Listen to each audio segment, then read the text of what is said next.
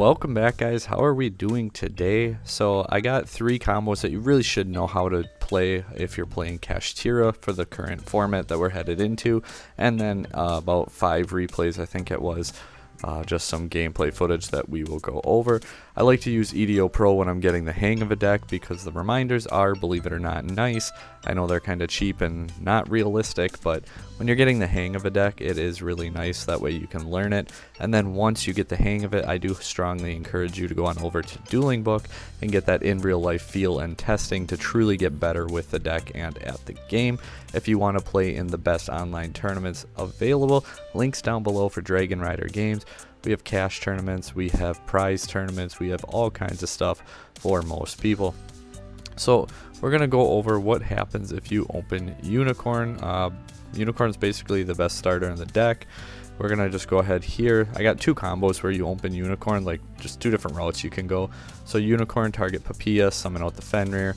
Fenrir, then go ahead and grab the Rise Heart. You can normal summon it, I mean depending on your hand, or just special summon it.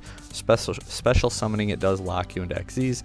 Banish the Big Bang after making your Shangri-La. Shangri-La goes and gets your Unicorn or your Fenrir off of the Shangri-La, and then you can go ahead and turn the Rise Heart into an Arise Heart, aka walking macro cosmos that can also just keep stacking its stuff up.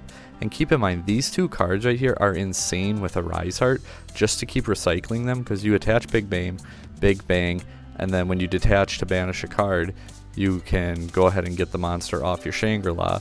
When you attach the Papayas, you can go ahead, detach it, and now you can recycle cards from your banish. So these cards, especially the Papayas, like with a Rise Heart, it's just insane the recursion that the deck allows you to have. Also, we do play Infinitrack Goliath, which is one of the first cards I always banish off Prosperity, because a Rise Heart can attach any banished card, not just face up cards, so any card specifically. So you can attach that Goliath and give him protection from being destroyed. I've seen people talk about Raigeki and things like that. However, there's built-in protection and he can attach protection. So keep in mind with that destruction affects how well it's actually going to work. Papayas also does lock you into XZs, so don't forget about that. So here we lock a zone, we end on a macrocosmos, and then during our opponent's standby phase, you can also summon out a Fenrir from the deck. So if they use a monster effect, you have your Unicorn, you have your Fenrir, banish face up card, banish a card from their extra deck, and then you're also going to be able to start locking more zones with the Shangri-La and attaching more cards with your Arise Heart. So quite a bit of advantage and disruption for just 1 card. The other Unicorn combo is, well, what if you're in a deck where, say, Arise Heart for some reason is not good, or you just, depending on your hand, you want to go for something different. Post side, you're worried about their side deck cards. You can go basically same combo up to this point, but instead of the Arise Heart, we will go into our Mind Hacker, and we're going to lock up 3 of our opponent's zones. You don't have the Macrocosmos, and instead of having Unicorn and Fenrir, you will only have 1 of them. Keep in mind too, when you standby phase, when you go Kashtira Shangri-La, especially if you know it's a mirror match, you're allowing them to make an Arise Heart very easily. In the mirror, I actually like hitting the Arise Heart a lot of the time before the Zeus. I found it's Arise Heart just generates so much advantage and recursion, and like it's so easy to get to Zeus. You gotta really like banish both of them before you get to that point. I do understand if you go for Zeus first, just because Zeus obviously clears our board, and that's not something we want to do. As far as Fenrir or Unicorn, that's pretty deck specific too. Like certain combo decks, I'll summon out Unicorn because just taking away those combo pieces, like you hit 2 combo pieces out of certain decks and they just can't play the game. So keep that in mind between Fenrir and Unicorn, which one you do summon if you go for one. Then we just got a 2-card combo, Unicorn plus an extender. That could be Papayas, it could be, you know, a Scareclaw. It's just going to determine a little bit where you go, and obviously 5-card hands you will be able to do more. Here we're going to go Shangri-La, we can go ahead banish, we're going to lock up. It's kind of a combination of the of the 2 replays that we just saw, where we're going to lock up 3 zones, go ahead and end with our Macrocosmos as well. So now we can bring back the Fenrir, and then we can slap an Arise Heart over the Fenrir, and then in your standby phase, again, you would be able to get that Unicorn or the Fenrir and lock up another zone as soon as they activate a monster effect, so pretty good. I said we had 5 replays. I tried to get some interactive ones, some back and forth. We see a Roland, Interrupted Kaiju Slumber, Makanko Legend, Blazing Dance of the Makanko, and Neospace Connector. First time ever playing against the deck, so probably didn't do it the best, but I opened Papyrus, Unicorn, Fenrir, Prosperity, and Shifter, so pretty insane. He had me go first, I believe. I opened up with Shifter. You don't necessarily have to do that, but I like to do it when I'm going to go Papyrus pretty early. Shifter, then we go Unicorn, Fenrir, grabbing our Birth. We're going to start locking up zones. This was after siding. I do remember that because I go for his Isoldes when I go for his extra deck, because you know his deck kind of needs Isolde to function. So the fact that we can usually rip at least 2 of them pretty quickly is pretty crucial. He was actually playing 3 though, so we can get our Rise Heart. We do have the Unicorn. We banish 6 just to dig for our side deck cards, and we hit it on the 6th card. Judgment is insane. I like citing 2 Judgment and 1 Appointer of the Lotus. So lock 3 zones. He opened the Kaiju, which is actually very unfortunate. Arguably, I don't know if I should have done this in hindsight. Hindsight's 2020, and he has 2 Kaiju Slumbers. I can detach to protect the Shangri-La, which keeps his zones locked. And Arise Heart has Goliath attached, so it can't be destroyed by card effect. But I was just like, okay, I stopped that. He's got to have 2 outs to actually be able to do it then. He does happen to have 2 outs, however, so it is a little unfortunate. Like I said, we get to keep the 2. Arise Heart's going to go ahead, banish. That was probably premature. I probably didn't need to do that. Like if he tried to go battle phase, I could have did it there instead. However, there wasn't a whole lot he was going to be able to do, because once I lock that 1 zone, he can't go into his Link 2 plays with 1 monster zone, and he just really can't play the game with where he's at. A few more here. We'll go Mathmech this time. He does open the Sigma, Diameter, Circular, Sigma, and Exceed. Fenrir, Unicorn. Cards really liked me. Planet, Ash, and Scareclaw. So he's going to go off. Instead of just saying exactly what he's doing, he's just doing Mathmech combo. I'll walk through my playline and thought process a little bit more. We're not able to Ash at all yet, and he does get the bonus effect for his Alimbertion now because of, was it Diameter that gives the negate? So there's really no point in Ashing here because he's just going to negate it, and it's just a neg1. So we just kind of are at his mercy and let him do what he do. Decode, going to go ahead and draw. He needs Microcoder now. Now the fact that he doesn't have that negate anymore, and I know he has Signet Mining, that's just a big neg1 for him. So we turned our neg1 into his neg1. He's going to go ahead and make IP.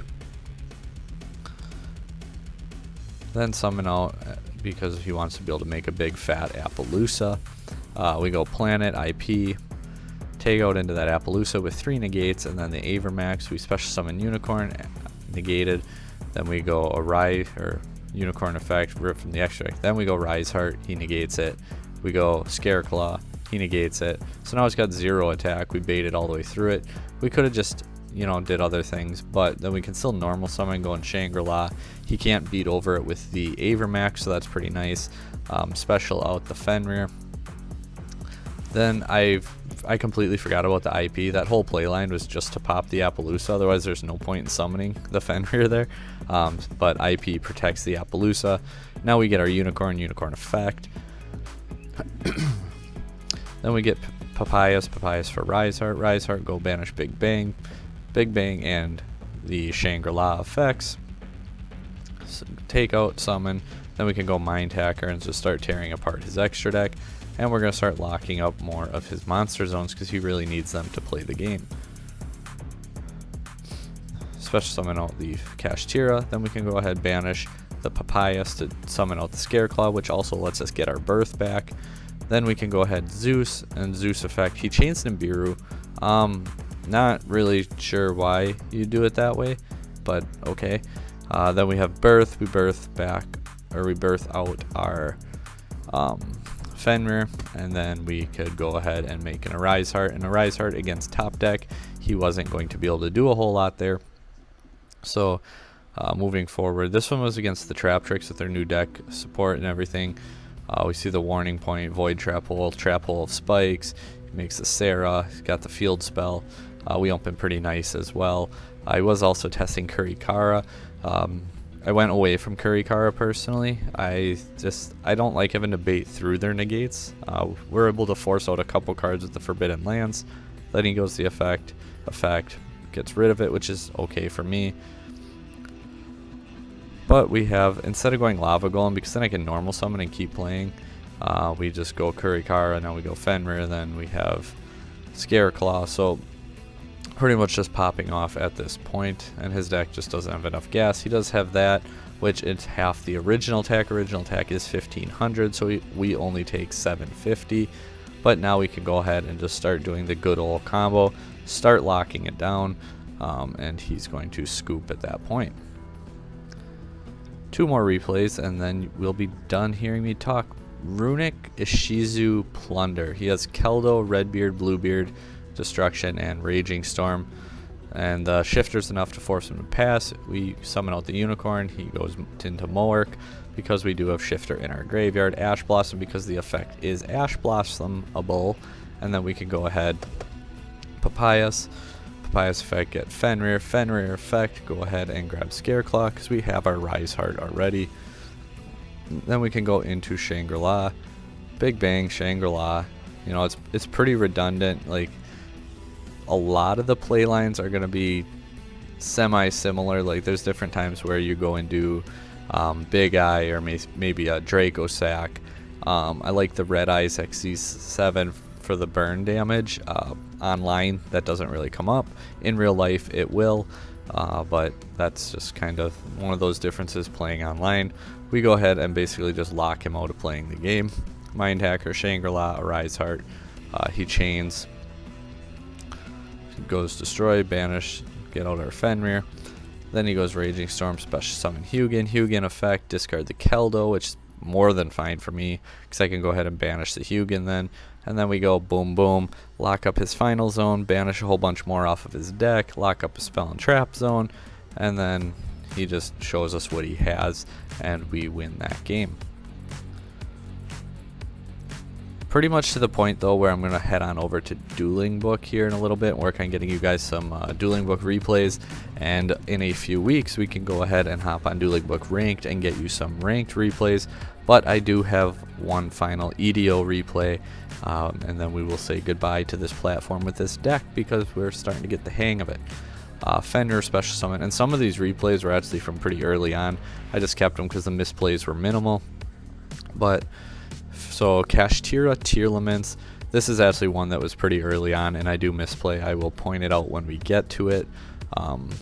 Yeah, it was definitely would have helped. Just paying attention. There's a lot of effects going on, especially like because I come from playing Cyber Dragon where I don't get to do a whole lot of effects responding with my opponent. So trying to remember more took a little bit. We do have the Lava Golem. We hit it. He has the Sulliek. So Fenrir effect. Go ahead, add Terraforming, get Planet. Then we go Papayas on the Fenrir, summon out the Unicorn, and right there, we go ahead and we summon out, or he Sulliek, negate, and send, merely effect, summon out the Kalos, and then this is where I lost it. I went Unicorn 1, Fenrir 2, just to kind of chain block it from like something that might respond directly to it, because this will still resolve negated, but I can still block it since simultaneous effects go on chain. But doing this, I was like, okay, I activated Unicorn, but I never use Unicorn's search effect here, and it does actually kind of matter. So he goes, adds to hand, effect negated just to protect, banish one, then we summon out the Arise Heart and get hit by a Torrential Tribute. And that's why I said using the effect there, it like registered in my head. I used Unicorn, but I didn't use the search effect. I forgot to use that effect. Personally, it's not going to matter in the grand scheme as much, but it kind of does at the same time. Again, hindsight's 20/20. I know how the match went, so it didn't matter. but the smart thing to do is use your effects, Special Summon Unicorn, and now it gets negated by Dragostapelia, whereas before, if we would have used it, then, well, we would have a Birth, we could summon out the Unicorn, he would still have his negate for this turn. Planet effect, go ahead, get the Arise Heart, Kashtira, or Scareclaw, Kashtira, banish summon, then he goes and he gets the Dynamishkus, summon out the Rukalos. Making it a level 1 though also turns off our XC's place, so that's kind of big. Scream, then go ahead and negate just to make it level 1. Misclick there. Attack, clears our board, which is actually kind of nice for us depending what we can do. And we draw into another Lava Golem, which is actually pretty big. Backjack hits and whiffs, or looks and whiffs I should say, drawn to evenly matched. Take 1k, battle 3k, pass turn back, and we go Pot of Prosperity. Card's just crazy. People say that there's no way this card's getting hit to 1. I could absolutely see this card going to 1, especially with tasking coming out. Like, I would not even be surprised a tiny bit, like not even a little. Rise Heart into Unicorn, get that Birth can go ahead and summon back our Fenrir can go ahead and grab another card for next turn. Shangri-La, Rise Heart, Big Bang, boom boom boom boom. So, pun intended, by the way, with the Big Bang. But get the Fenrir back out. Then we can go into our Rise Heart, or our Mind Hacker, then a Rise Heart, Mind Hacker effect. This way we start stacking our Rise Heart a little sooner. Mind Hacker effect, banish a whole bunch. Pop, get the Goliath attack. Get the Goliath attached for the protection. Then we can go ahead, banish. Once again, attach it right back. Attack. Not quite enough for game, but we're getting pretty close. Slap a Zeus down just to have that threat as well. Summon out our Fenrir and special summon Fenrir, battle effect, and then he goes for the Zeus. We're gonna let that go through. I really don't care at all if he banishes my Zeus. Fenrir banish his face down, attach, lock up a zone, and then we're going to win that game. So like I said, guys, I got a lot more testing to do. We're going to move on to Dueling Book, get you guys a little more competitive replays, hopefully some mirror matches and more Tier Laments replays, maybe even versus Sprite, some other decks. Flunder, try and get that. Maybe I'll try and get like a mirror match, a Tier Lament, a Sprite, and a Flunder replay on Dueling Book for you guys, and then I'll come back with that video. In the meantime, I do have a lot of other stuff planned, from how to beats, card reviews, Cyber Dragon content, and then just other generic meta relevant videos. But thank you guys for sticking with me and listening to me talk, and until next time, take care.